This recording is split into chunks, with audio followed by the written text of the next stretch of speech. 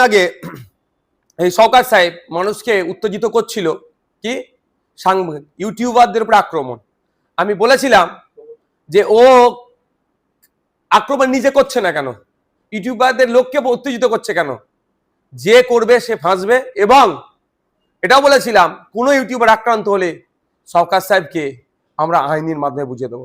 আর আজকেও বলছি, শওকত সাহেব ভাবছে তার দল একটু পাম দিচ্ছে, অনর্থক কথা বলবেন, যে কথা বললে এলাকায় বিশৃঙ্খলা হবে, সম্প্রীতি এলাকার শান্তি বিঘ্ন ঘটবে, বারবার বলে যাবেন, আমরা চুপ থাকবো।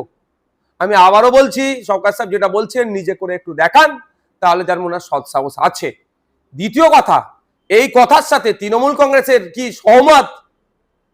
তৃণমূল কংগ্রেস এই মব লিঞ্চিং, হিংসা ছড়ানোর কথাকে প্রাধান্য দিচ্ছে না এই কথা তার বিরুদ্ধে, সেটাও তৃণমূল কংগ্রেসের দলের কাছ থেকে জানতে চাই। অন্যথায় প্রতিবেশী দুটো রাষ্ট্রের কথা একটু স্মরণ করে দিতে চাই। এই ধরনের দমনপীড়ন চলছিল, তার ফলে যুব সমাজ নেবে সেই রাষ্ট্রের বর্তমান যারা দায়িত্বশীল, বিগত দিনে যারা দায়িত্বশীল ছিলেন তখন প্রাক্তন হয়ে গিয়েছে।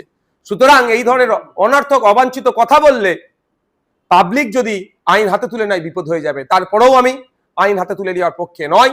আব্বাস সিদ্দিকী, নওশাদ সিদ্দিকী যদি কোনো অনৈতিক অবৈধ কথাবার্তা বলে থাকে, অসংসদীয় কথাবার্তা বলে থাকে, তার জন্য শওকত সাহেবদের সরকার চলছে, তো আটকাতে পারছে না কেন? আসল শওকত সাহেবকে খেলানো হচ্ছে আমার মনে হয়। কারণ আব্বাস সিদ্দিকী, নওশাদ সিদ্দিকীরা দলিতের কথা বলে, আদিবাসীর কথা বলে, মুসলিমের কথা বলে, পিছড়ে বর্গের মানুষের কথা বলে, শিক্ষা, স্বাস্থ্য, কর্মসংস্থানের কথা বলে, যেটা ব্রাহ্মণ্যবাদী চিন্তা ভাবনা নিয়ে যারা, মনুবাদী চিন্তা ভাবনা নিয়ে যারা চলছে তাদের অসুবিধা হচ্ছে। ফলে ওই সমাজ বিরোধী যাকে ন্যাশনাল হিউম্যান রাইটস কমিশন যাকে নটোরিয়াস ক্রিমিনাল বলেছে তাদেরকে এগিয়ে দিচ্ছে। তবে একটা কথা বলবো শওকত সাহেবকে, যে দেখুন, শাহজাহান শেখ আপনার থেকেও বড় নেতা ছিল, আজকে সে জেলের ভাত খাচ্ছে, আপনার দলের নেতারা একটাও কথা বলছে না।